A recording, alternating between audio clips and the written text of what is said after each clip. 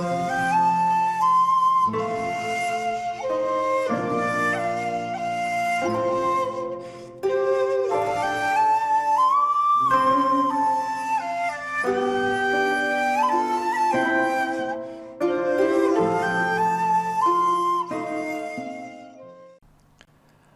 there, this is Solitary Ronin from Solitary Ronin Films, and welcome to another random review. Today's random review comes from 1936, and it's The Princess Comes Across, starring the wonderful Carole Lombard and Fred MacMurray. From 1936, directed by William K. Howard, who was kind of one of those studio hacks, if you want to be nasty. It's just one of those directors hired by the studios. He did a 1932 version of Sherlock Holmes, but there's not much in his career that really stands out, as far as I'm concerned anyway. This is part of Kino Lorber's Carole Lombard Collection 2 box set. I would highly recommend. If you're a fan of Carole Lombard, you should have them already. They've done 2 collections. So this one has Hand Across the Table with Fred MacMurray again, from 1935, directed by Mitchell Lyson, and Love Before Breakfast with Carole Lombard, Preston Foster, who again is one of those guys, leading men from the 30s that nobody really talks about, and Cesar Romero, which is interesting, directed by Walter Lang. All 3 of these films have audio commentaries, which is good, because again, as we all know, Kino Lorber sometimes has extras, other times they have nothing. But it's good for these Carole Lombard box sets that they do have commentaries, because she has such a wonderful figure from that period in Hollywood. But I'm going to talk about The Princess Comes Across, because for me it's the best film in the 3. The other 2 are really good, but again they're the kind of typical films of that period, as far as they're about love and money, pretty much. They're about rich and poor, as is The Princess Comes Across to some regard. Hands Across the Table also stars the wonderful Ralph Bellamy. So The Princess Comes Across is about a princess who travels to America because she signed a film contract. She's the Princess of Sweden, Princess Olga, even though she's not actually a princess. It's Carole Lombard pretending to be a princess. She's actually from Brooklyn, and she has our lady-in-waiting, played by Alison Skipworth, and Fred MacMurray's character, King Martell, who is in a concertina band, as the lady-in-waiting calls him, the annoying concertina squeezer. He takes a liking to the princess, who doesn't reciprocate. And the film is this wonderful, light-hearted screwball comedy. Before screwballs were really invented, it's probably not a screwball comedy, but it's a light-hearted comedy about identity and pretending to be somebody else that we've seen lots of times before. But then something interesting happens when we're introduced to this character of Darcy, who we first see trying to blackmail Fred MacMurray's character about his old prison record and trying to extort him for money. And he also tries to blackmail Carole Lombard's character, the princess, because he knows she's not actually a princess. And then, not really a spoiler alert, Darcy turns up dead. And then the film changes tone somewhat, and that's what's interesting about it. Now, people have said the tone shifts so much that it unbalances the film, and I can kind of get where people are coming from that. But it's just so enjoyable. So it tries to do a comedy, a romance, and a murder mystery all at the same time, and you can view yourself whether that's successful or not. It has also in the plot, we have a character of an escaped murderer who gets on the boat just to mix things up. And we also have 5 detectives from different police forces who are going to New York for a conference. So they're trying to investigate the murder when Darcy, the blackmailer, turns up dead.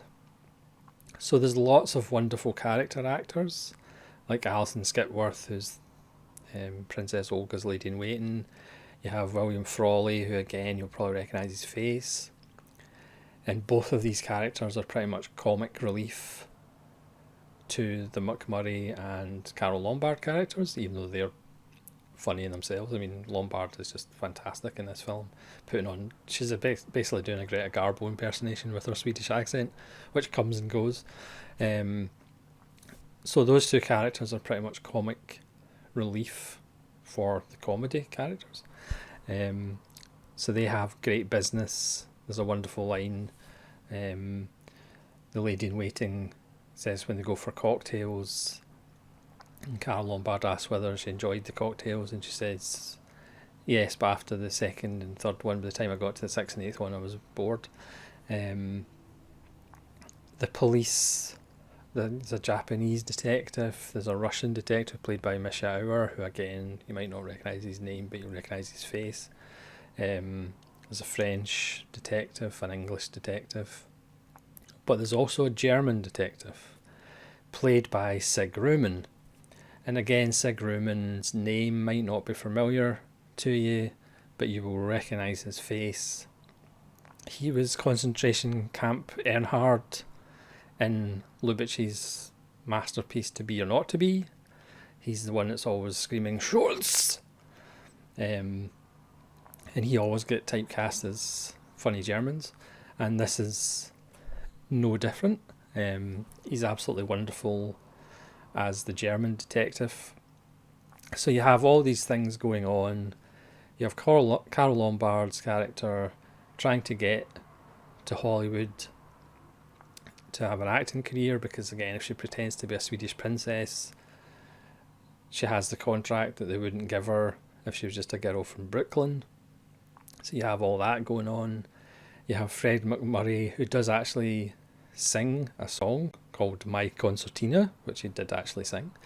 You have his band, you have his sidekick, who's got sticky fingers a little bit. He's wonderful.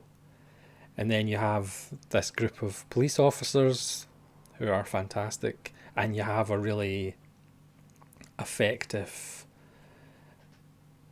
dark kind of murder mystery that's going on at the same time.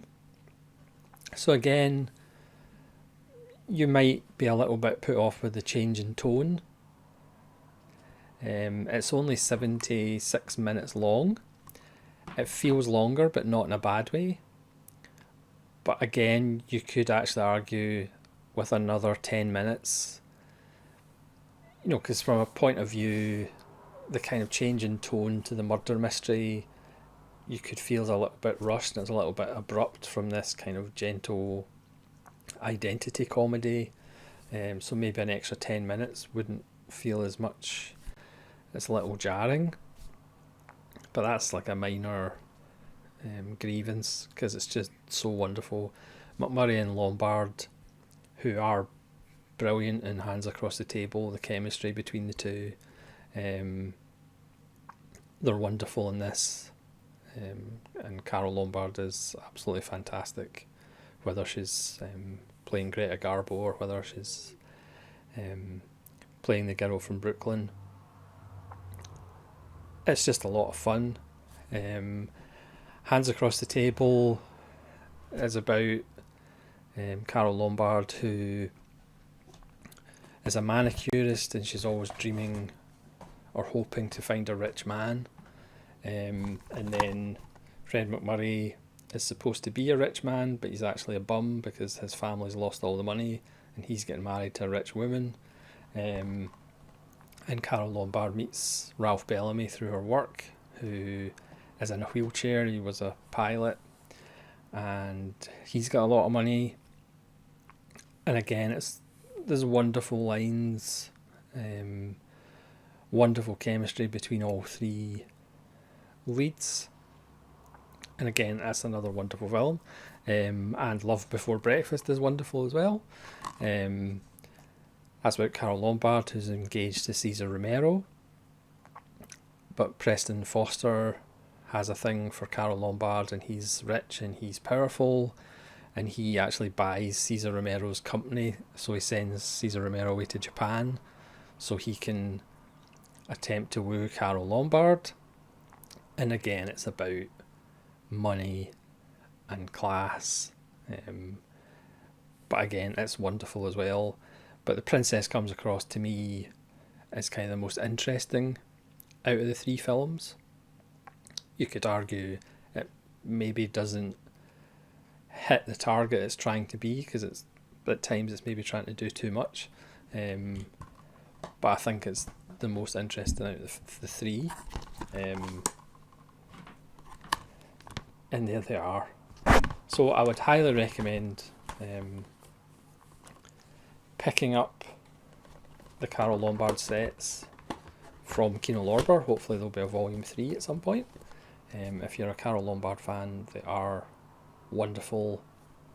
And we are lucky that we are living in an age where there is a bunch of Carole Lombard available in Blu-ray, from Supernatural and Kino Lorber and Made for Each Other with James Stewart on Kino Lorber, to My Man Godfrey and To Be or Not to Be in Criterion, 20th Century on Indicator. It's really the best time to actually see Carole Lombard in all her glory. Because again, one of the things that I really love about Carole Lombard is that little scar on her cheek from her car accident that you can see clearly on Blu-ray, the way she's shot. I just love that little detail for some reason. So that's a random review of The Princess Comes Across and a little overview of Kino Lorber's Carole Lombard Collection Volume 2. So please let me know if you've seen The Princess Comes Across or the other films in this set and what you think of them. Again, I had them on a DVD set, so they are readily available in DVD. Obviously the Kino Lorber collection is Region A, so you really need a multi-region player to play them. So thanks very much for watching. Please let me know what you think of this film specifically and the other two, or what's your favourite Carole Lombard film. And hopefully you'll join me again for more random reviews. This is Solitary Ronin from Solitary Ronin Films, saying cheerio.